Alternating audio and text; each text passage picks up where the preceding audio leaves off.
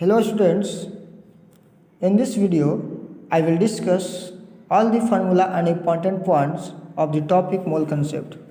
तो चलिए स्टार्ट करते हैं। इस टॉपिक को बहुत अच्छे तरह से समझेंगे और सभी फार्मूला को हम लिखेंगे और आप भी साथ में समझते चलेंगे और लिखते चलेंगे। तो चलिए शुरू करते हैं। सबसे पहले हम जानते हैं मोल कॉन्सेप्ट।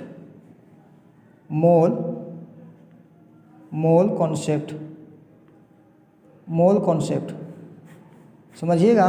सबसे पहले हम निकालते हैं number of mole. Number of मोल तो नंबर ऑफ मोल निकलता है। सबसे पहला इसका जो बेसिक फार्मूला है वो क्या है? Mass of sample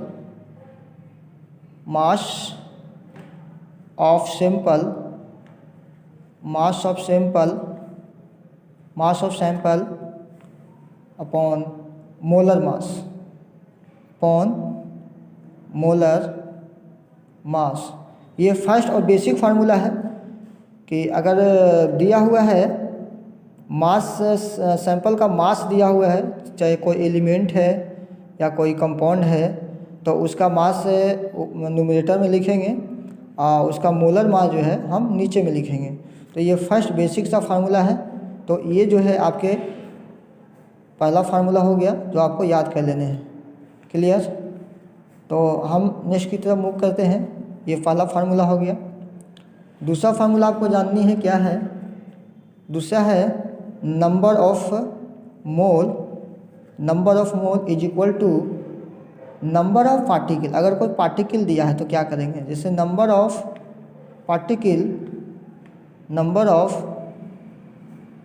particles upon Avogadro number. हम एवोगाड्रो नंबर को शॉर्ट में Na से लिख सकते हैं, right?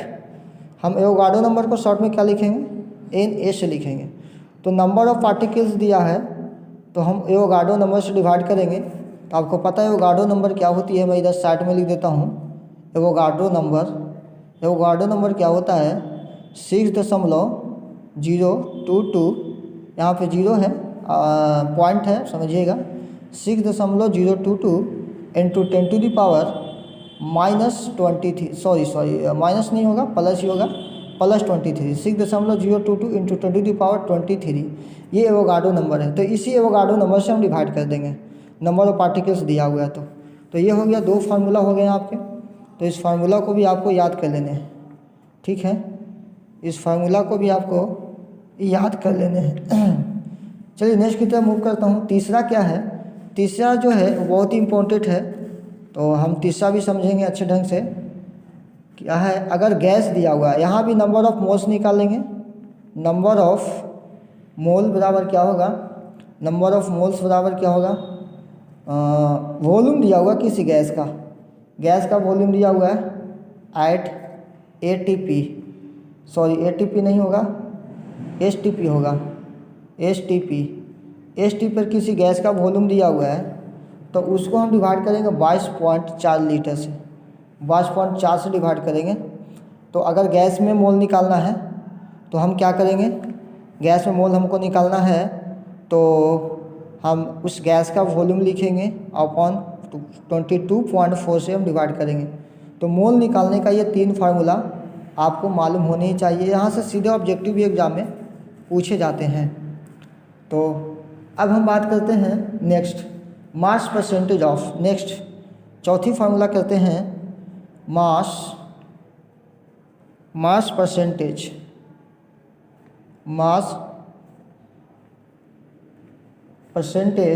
Of element. Mass percentage of element in compound.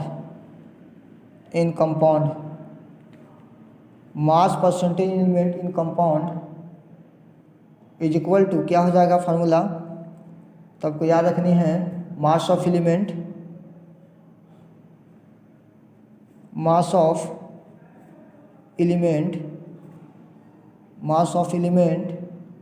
In compound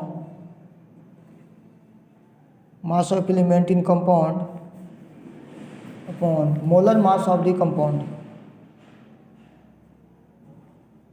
molar mass of the compound और मल्टीप्लाई कर देंगे हम 100 से मल्टीप्लाई कर देंगे। क्योंकि हम परसेंटेज में ला रहे हैं वैल्यू को, तो हम 100 से क्या करेंगे, हम 100 से मल्टीप्लाई कर देंगे। डन। हम क्या करेंगे, 100 से मल्टीप्लाई कर देंगे। जैसे एग्जांपल के थ्रू हम समझेंगे कि मान लिया जाए वाटर है, वाटर मॉलिक्यूल का फार्मूला होता है H2O। इसमें वाटर का कंट्रीब्यूशन क्या है, 2 एटम इसमें है, ऑक्सीजन का 1 एटम्स है, तो हाइड्रोजन का कंट्रीब्यूशन है इसमें 2 ग्राम हो जाएगा, ऑक्सीजन का 16 ग्राम हो जाएगा। डन। तो मास ऑफ एलिमेंट अगर मान लिया जाए 18 ग्राम दिया हुआ है, 18 ग्राम दिया हुआ है, 18 ग्राम वाटर मॉलिक्यूल है, तो बोला जा रहा है कि 18 ग्राम वाटर मॉलिक्यूल में हाइड्रोजन का परसेंटेज निकालिए।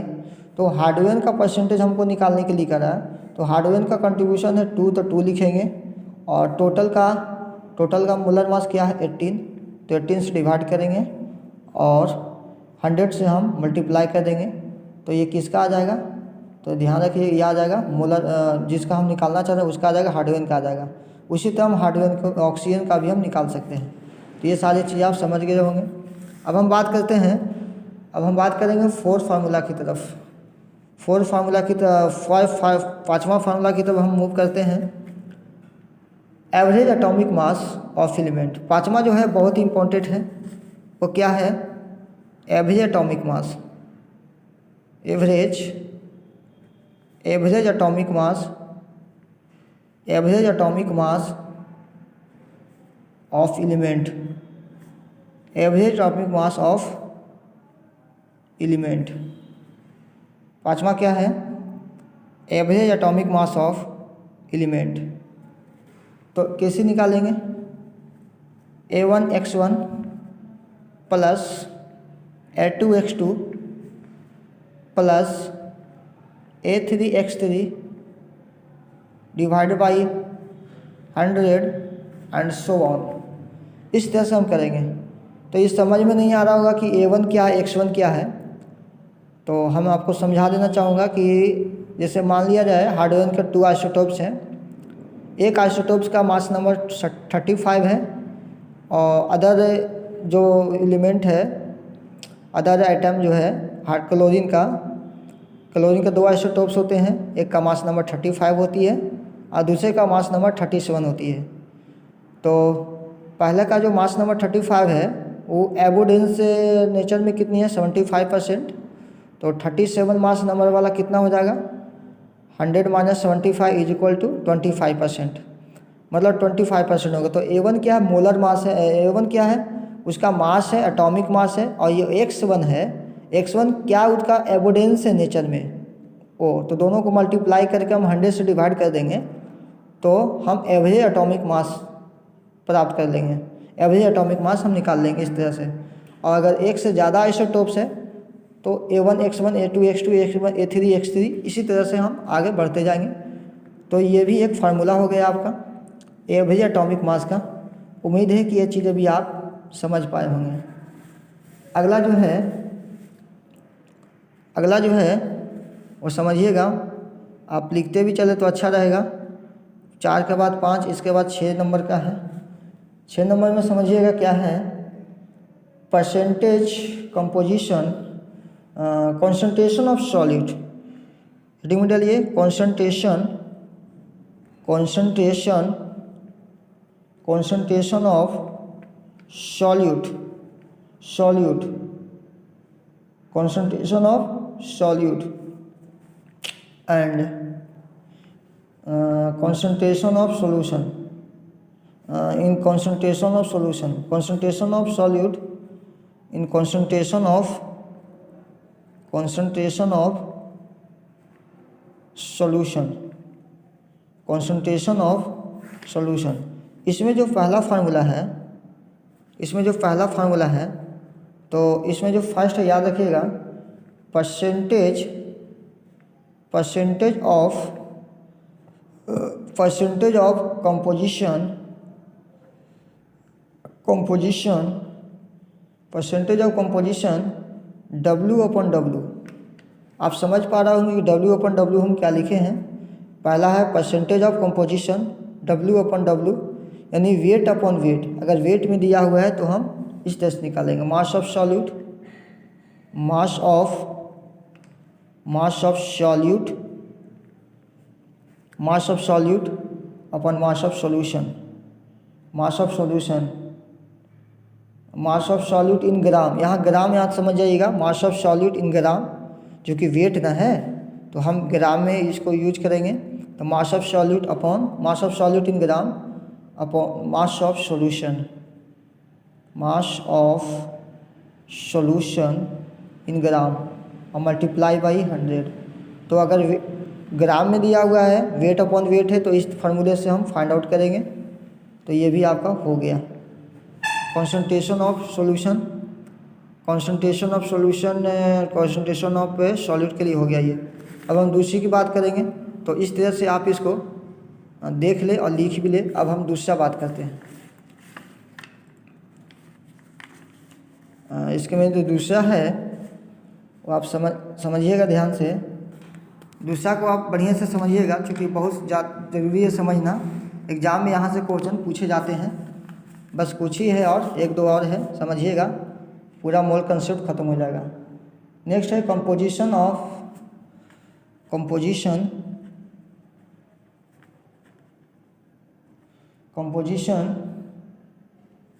पहले हम क्या बताएं, sorry, composition composition percentage of composition, percentage